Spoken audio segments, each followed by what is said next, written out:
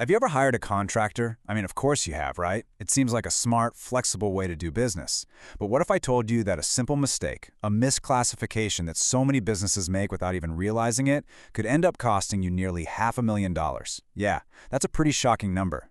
So let's get into exactly what this hidden risk is all about. And that leads to the big question, doesn't it? When you think about the people you pay, are you really sure what they are, an employee or a contractor? Because getting this distinction wrong has always been a bit of a headache, but thanks to some recent changes, it has become a much bigger problem. Okay, so before we dive into the scary penalties and the new rules, let's just make sure we're all on the same page. What is sham contracting anyway? Well, here's the simplest way to think about it. Sham contracting is when you treat someone like an employee, but you pay them like a contractor.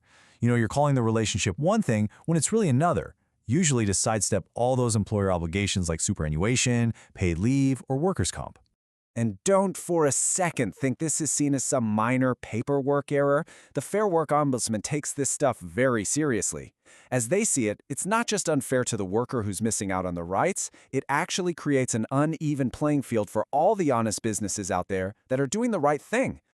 So, why are we talking about this right now? Why is it such a huge deal all of a sudden? Well, this is where it gets critical.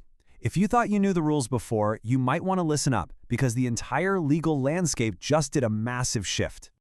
The key date to remember here is February 2024. Before then, the legal test was all about recklessness. But now, we're in a whole new world. It's all about reasonableness. And trust me, that one-word change is a complete game changer.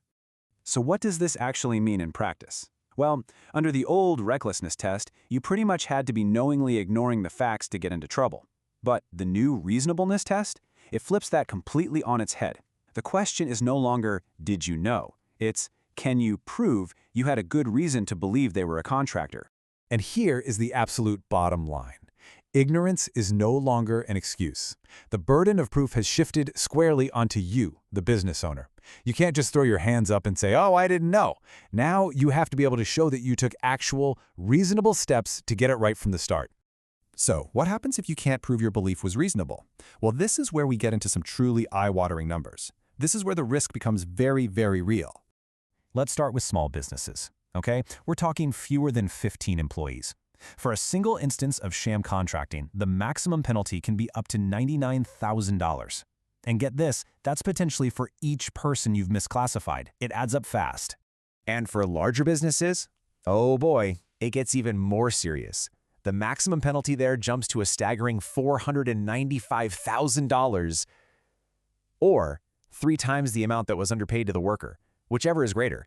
It's a truly business-crushing figure. But wait, it doesn't even stop at those massive fines. If you fail to pay superannuation, the ATO can come along and slap you with a penalty of up to 200% on top of the super you already owe.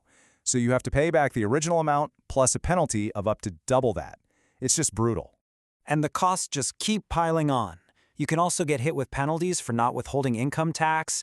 You've got the superannuation guarantee charge, which is the super you missed, plus interest and admin fees. It's like a financial avalanche, and it's all triggered by that one initial mistake. Okay, I know, that was a lot of scary numbers. So the big question is, how do you protect your business? Let's walk through a simple checklist of red flags so you can start to assess your own arrangements. All right, let's run through these. First up, control. Are you telling them when and how to do their job?